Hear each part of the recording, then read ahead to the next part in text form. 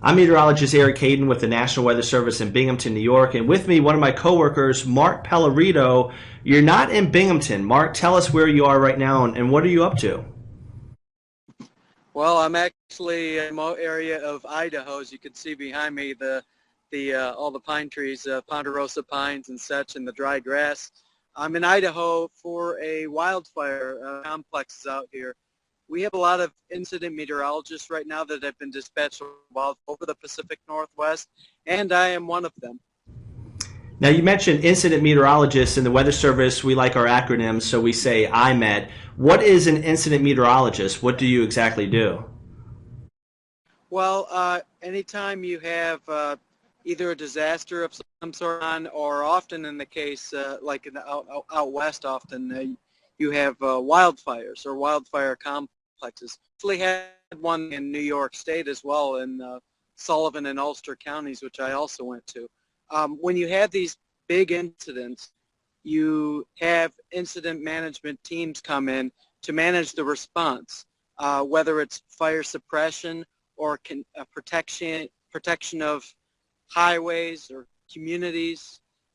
Unfortunately, some and homes here that were lost on the early stages of this fire.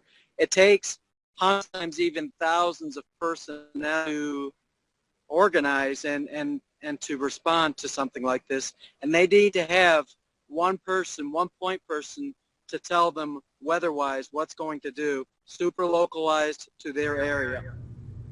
All right, now, Mark, one of our coworkers, Dave Morford, he's also an IMET. He was there right before you. Typically, how long are you out on a deployment? Usually it's a 14-day dispatch where you're working with a management team, but there's usually travel involved as well. So when you're going across the country and such, it usually turns out more like 2.5 weeks. Okay, Mark, well, we really appreciate your sacrifice. You mentioned you're out there with a lot of people and a lot of hours being put in. Yes, and our goal is to protect their lives. Wildfire fighters, they cannot be guarded by an unexpected wind shift which blows in their direction, or a thunderstorm that just sort of pops up and causes lightning. I mean, these firefighters, they're usually up on ridge tops and things like that. They're working with heavy equipment, and so they got their mind. I keep my eye on the weather for them, and then if something happens where they need to know right away, then I'm able to radio them immediately.